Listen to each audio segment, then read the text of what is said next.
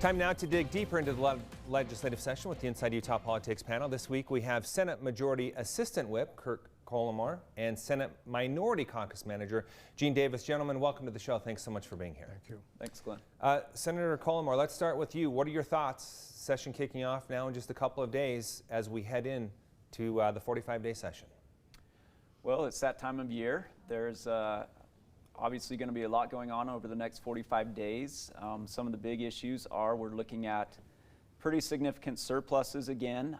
Whether that has to do with, how much of that has to do with the federal stimulus that's happened over the last couple years is what we need to be cautious about. And so, you know, in assigning some of this as one-time money or ongoing money, we need to be cognizant of, you know, is this an inflated amount, or is this something that we can rely on? And so we'll rely heavily on our fiscal analysts and make sure that we remain fiscally prudent state. Mm-hmm. Yeah, that's a good point, because we're dealing with historic inflation levels at this point. So we'll get more into that as we discuss the session. But Senator Davis, let's bring you in.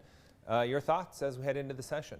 I think this is going to be probably one of the most important sessions that I have been able to serve in the Utah State Legislature.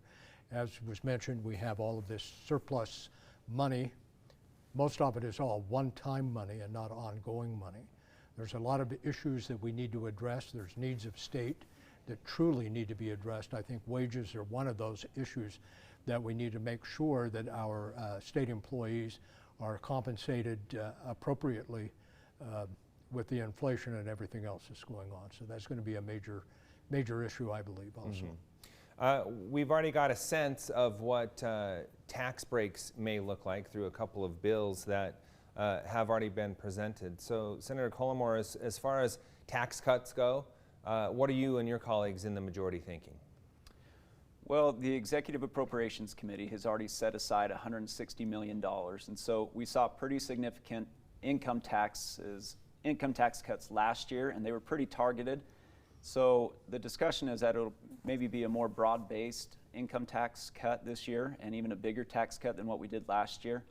What the exact amount, you know, whether we use the whole 160 or if we go more than 160, that'll be up for debate. But I think that's where the discussion is moving right now, is a broad-based income tax cut for everybody. Mm-hmm. Senator Davis, your thoughts and your caucus on more of a broad approach this time around as opposed to targeted?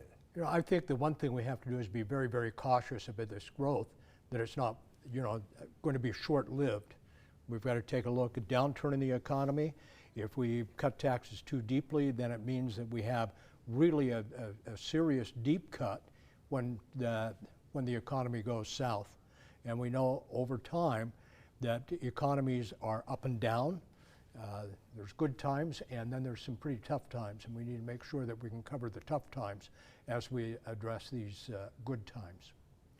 Senator Colomar, I want to dig more into this inflation idea. How might that change or impact your thinking as you take a look at what to do with this surplus and the most effective way to use it? Well, Senator Davis is right. You know, we need to be prudent about this and try to recognize that we potentially are in a bubble, and so we need to, you know, we want to spread the money out amongst the people of Utah, but we got to be prudent about it and make sure that we're not, you know, doing something where we do have to make significant cuts in state services or potentially look at raising taxes again. And so we'll certainly be careful about that, but we've also seen income or sales tax increases as well, and so a lot of that may be characterized as one-time money, and with a lot of that, what we'd like to do is make generational investments into infrastructure and stuff like that, you know, those one-time funds can be used for something that affects all of us and for many years into the future, and not incur more ongoing obligations. Mm-hmm. Senator Davis, we've had some advocates on the show, children advocates, cultural advocates, et cetera, saying, you know, let's slow down a little. Maybe we don't need to look at these tax cuts and fund some more programs for the community. Your thoughts on that? You know, we have some real shortages and needs that need to be addressed with our Disabled community. We need to do some investments in there and lower down that waiting list that we've been addressing for a long, long time. There's education, of course, is always at the forefront in how we deal with education, making sure that higher education and job training in the state of Utah is at its peak, and we need to make sure that we're giving young people opportunities to grow into the future. Senator Cullimore, your thoughts on that? Every year there are people who request money, or organizations that request money that don't make the cut. So why not maybe focus some of that surplus on more spending that can impact the community?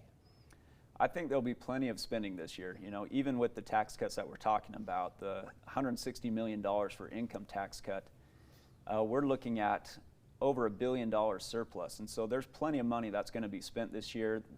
Everybody's talking about increasing the wages for state employees and looking at a lot of those social services that we're not quite meeting those needs. And so I'm pretty confident that a lot of spending is going to happen. It's just, you know, can we do it in the right way, in the Utah way, and meet those tax cuts? And I think it can be done, and I think we'll find that.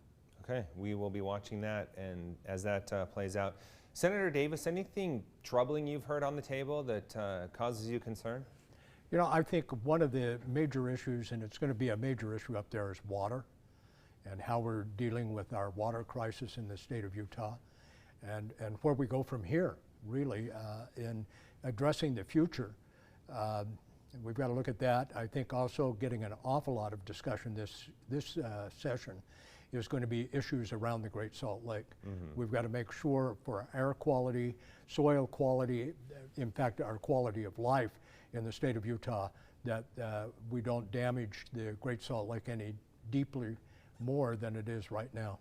Yeah, and that's something that has become a bipartisan issue, people on both sides stepping up and saying this is a priority. Senator Cullimore, what is the majority looking at as far as real solutions when it comes to water conservation?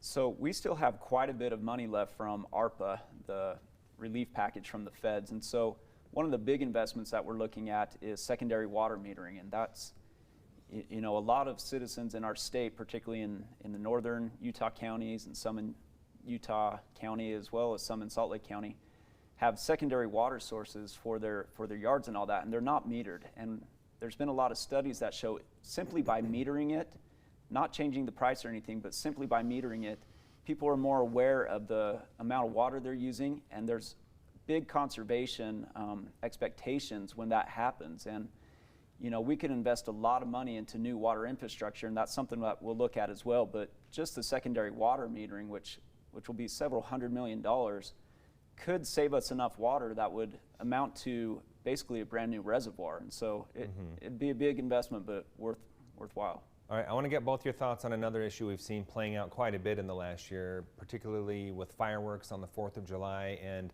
the pandemic mask mandates. We've seen this power struggle between the state legislature and local mayors, Salt Lake City and Salt Lake County.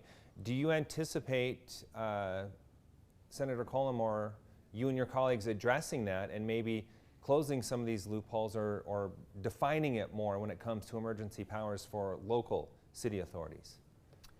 I am aware of at least one, if not a couple, bills that will look into clarifying this, because you're right, it gets messy when you have cities that are implementing mandates that others may think is outside of their jurisdictional purview. And so we do need to clean it up, and I think it's for the benefit of the cities and for the state and for the citizens, so that, you know, we can avoid these types of fights and these types of arguments, and make sure that mandates or requirements or anything like this goes through the correct process and has that correct public input and has some form of legislative process. Mm-hmm. Senator Davis, do you believe that you and your colleagues need to tighten up the law in this area?